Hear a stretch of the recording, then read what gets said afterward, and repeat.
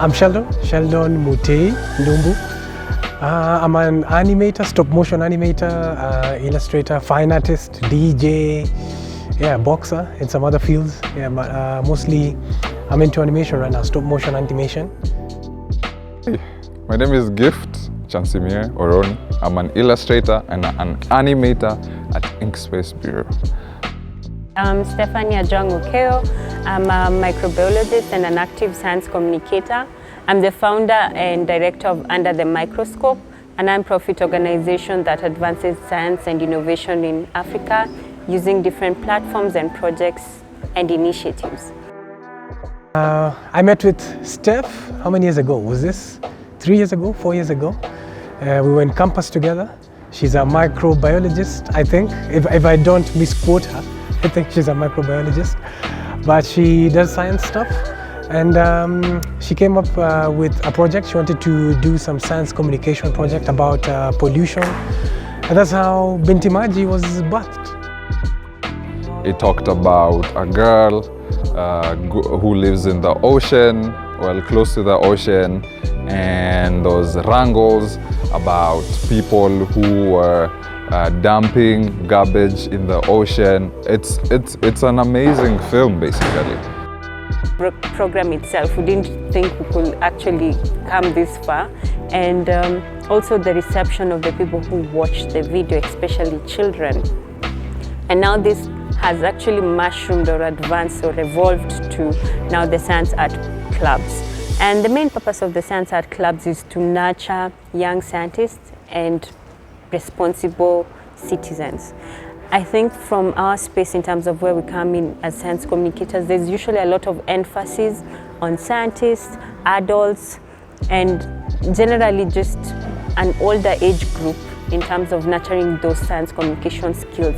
And yet we put so much emphasis on science education to young people and children, but we don't put emphasis on how to make them better communicators, how to nurture these communication skills, and how to use different artistic mediums to communicate whatever they've learned within the science education space.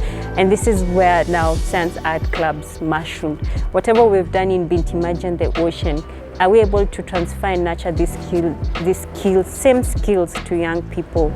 And that's where the idea mushroomed. I think especially in Kenya, where we have the CBC program, I think this is the main purpose.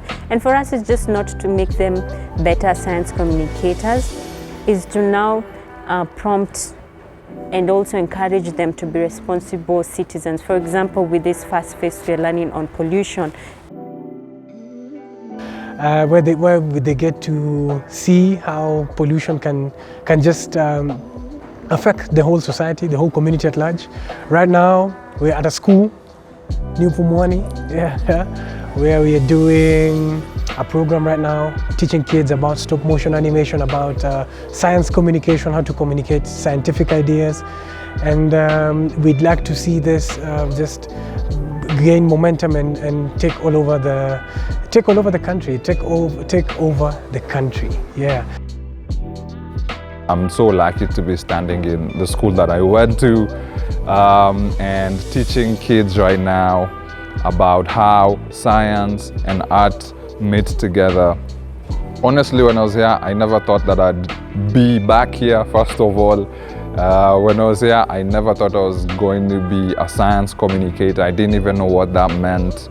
And it's so cool that we are right now at a real school teaching kids science and art. I can't wait to see how this program goes. It's amazing.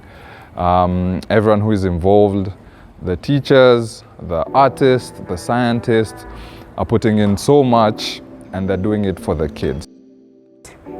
We nurture skills, and this nurture creative and communication skills, and also make students come up with science, citizen science projects in which that will benefit their communities, benefit their schools, and also have a voice just apart from the local to a more national level. And hopefully these science art clubs can be mushroomed and taken up by many other schools within the country, strengthening also the CBC, making science tangible making art useful and also encouraging the creative mind of young people.